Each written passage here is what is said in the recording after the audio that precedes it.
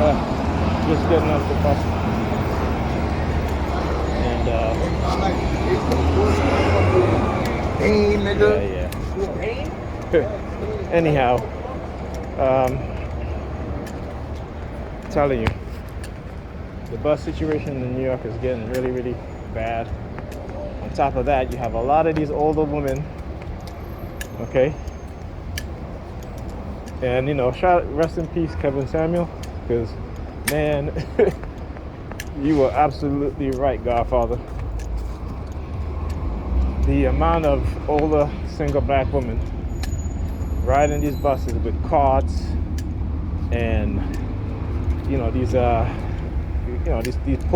pulley bags, I would call them, that you put groceries in.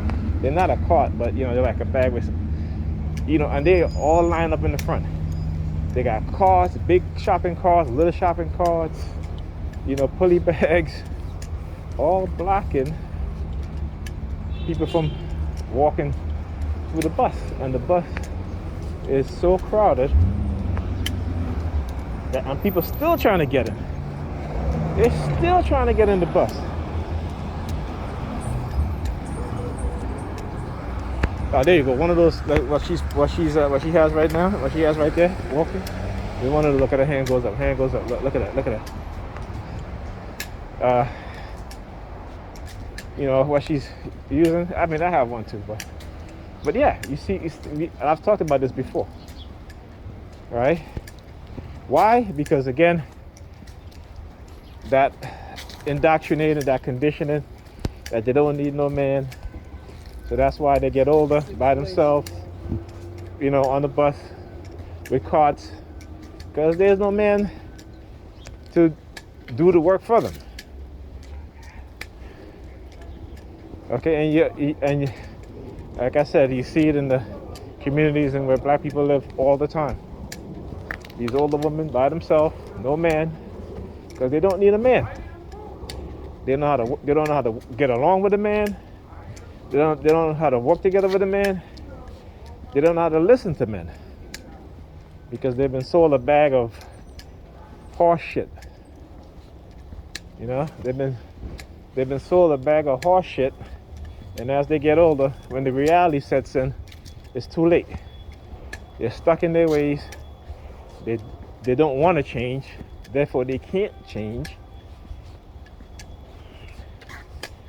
And so, like they said, art reflects reality, but sometimes, reality reflects art, but sometimes art reflects realities.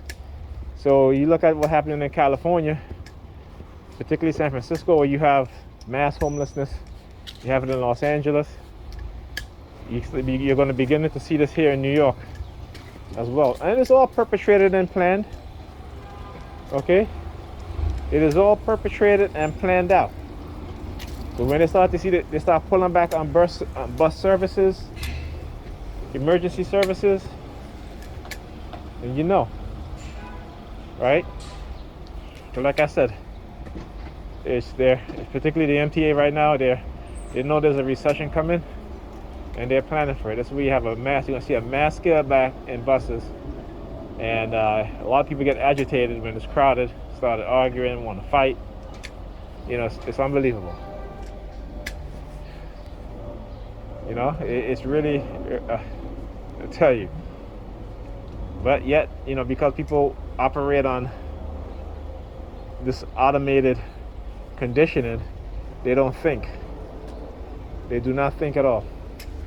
All right? And, as TIs, they don't want us to think. So when we begin to think and start to figure shit out, start to look at things for what it really is, they don't like that, because then you have to say something, right? And so they find ways to try to silence you in speaking out. Because that's what they want. They don't want the masses of people to speak out against the negative conditioning. They don't want people protesting.